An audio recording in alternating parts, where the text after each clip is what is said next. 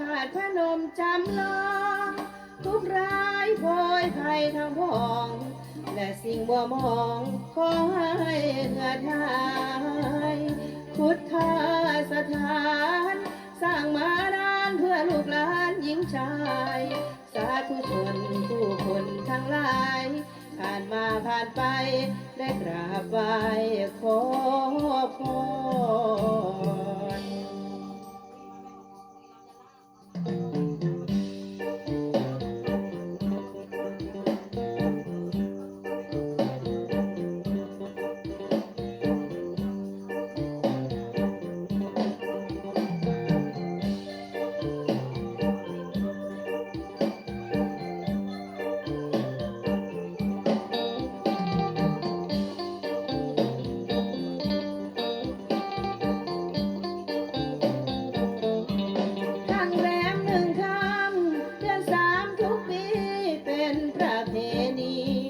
มีมาเนิ่นนานสาธุชนทวนหน้า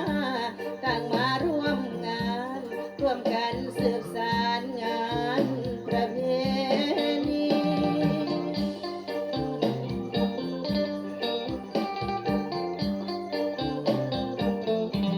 ทุกท่านมุ่งหน้ามาวัดป่าสักดารามสวยสดงดงามสมนามถิ่นนี้ตำบลท่าม่วงติดลำน้ำชีเสรภูมิงามเด่นจังหวัด101เมืองชน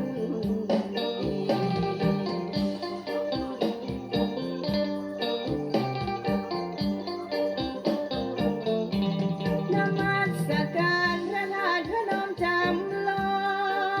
ง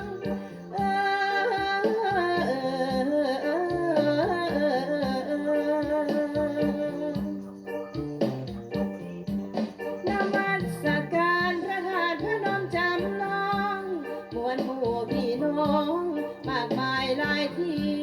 ต่างก็หลั่งไหลมารวมบุญทุกปีมหรสพมากมีของดีมีมากมาย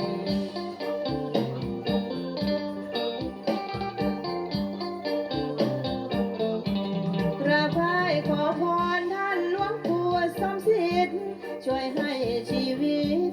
จิตใจสบายพบสุขสมหวังทั้งใจและกายจะพบความสุขทั้งหญิงและชายเชิญพี่น้องทั้งหลายมากราบไหว้ขอพร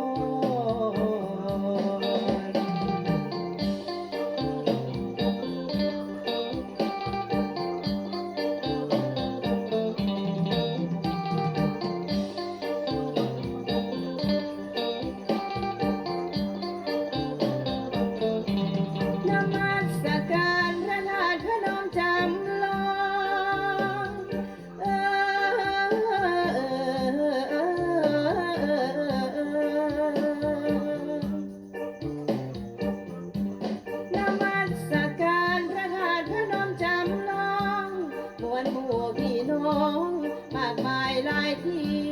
ต่างก็หลั่งไหลมารวมบุญทุกปีมหรสพมากมี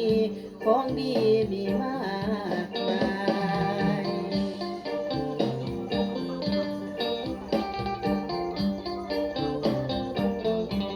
กราบไหว้ขอพรท่านหลวงปู่สมศิษย์ช่วยให้ชีวิตจิตใจสบายพบสุขสมหวังทั้งใจและกายจะพบความสุขทั้งหญิงและชายเชิญพี่น้อง